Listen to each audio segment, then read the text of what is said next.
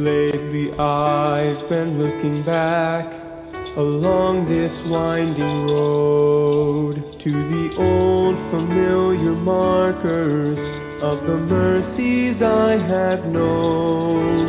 I know it may sound simple, but it's more than a cliche. There's no better way to tell you than to say God's been good in my life. I feel blessed beyond my wildest dreams when I go to sleep each night.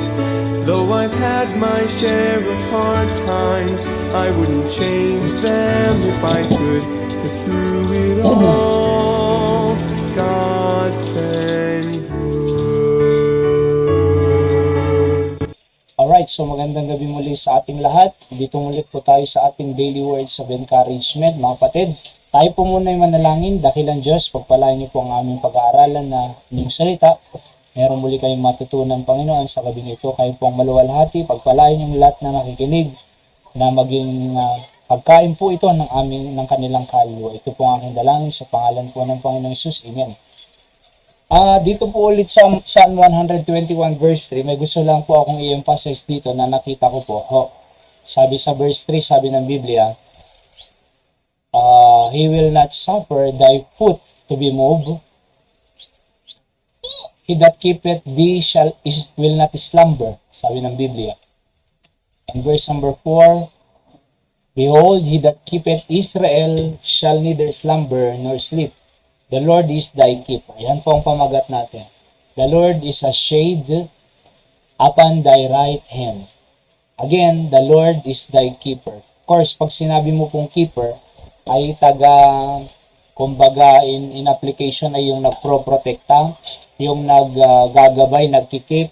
Kaya nga po sabi ng Biblia dito sa verse number 4, Behold, he that keepeth Israel shall neither slumber nor sleep. Tingnan niyo po ang Israel ngayon, mga kapatid.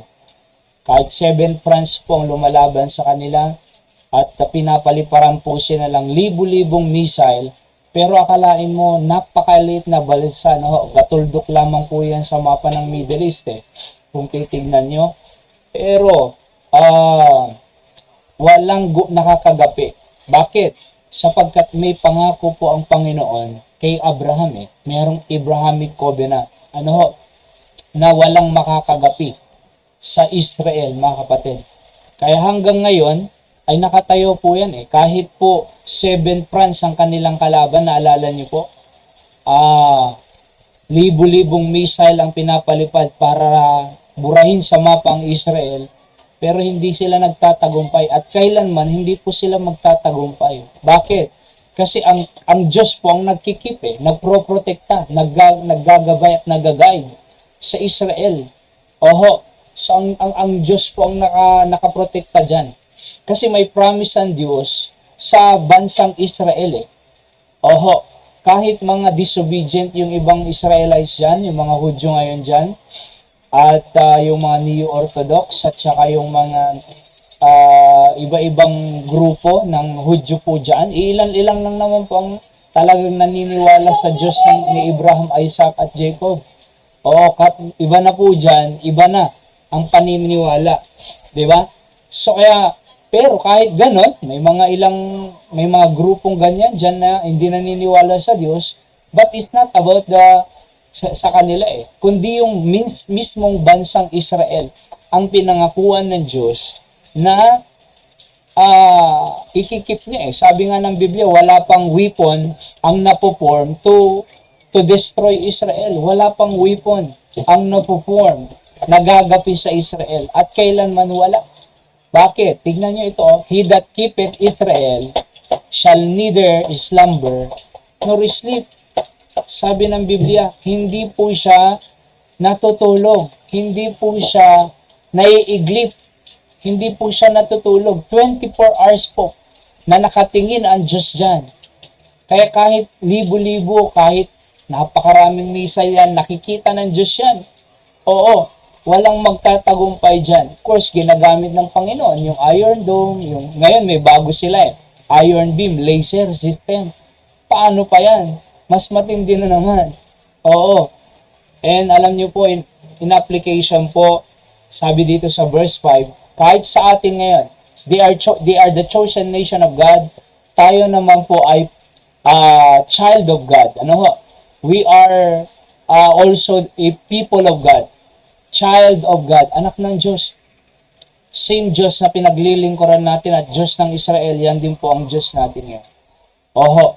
At yung application doon sa kanila, mga kapatid, that the Lord is thy keeper, sabi ng Biblia, ganun din po sa at siya rin po ang nagkikip sa kanyang mga anak, mga kapatid.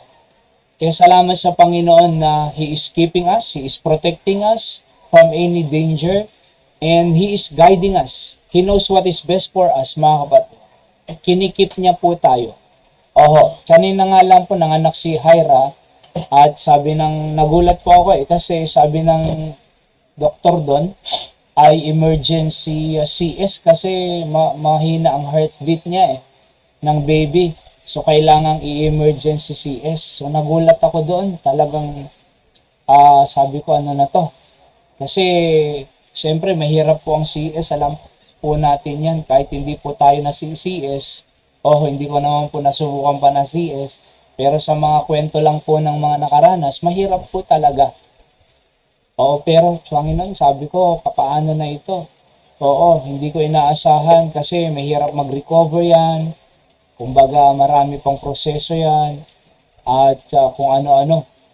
Pero naisip ko kanina, yung pala, mahina yung mahina yung heartbeat ng baby, kaya emergency CS. Tapos yung pala, nakapagdumi na yung baby sa tiyan, mapopoison. Affected po sila ni Hyra sana.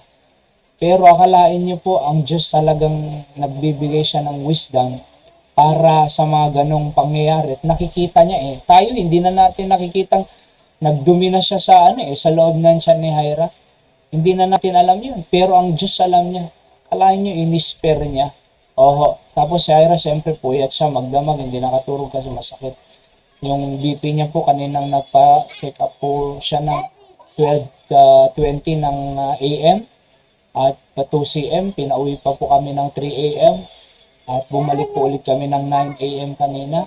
So yung BP niya 139/90 kasi nga walang tulog, puyat, no? Baka hindi rin kayanin ng katawan niya. Kaya talagang all things work together for good to them that love God and to them who are the called according to His purpose. God knows what is best. So kumbaga seemingly bad, ayoko po sana ng CS. Nakakatakot po yan. Pero, all things work together for good. God knows best pa rin. Kaya salamat sa Panginoon, sabi ko, ayos. Alright? So, ang Diyos ang nag-keep sa amin po, mga kapatid. Kaya, ang Diyos, wait lang po. Okay, so, maingay po kasi yung, po. Alright, so the Lord is thy keeper. So, ang Diyos na po ang nag-keep sa lahat.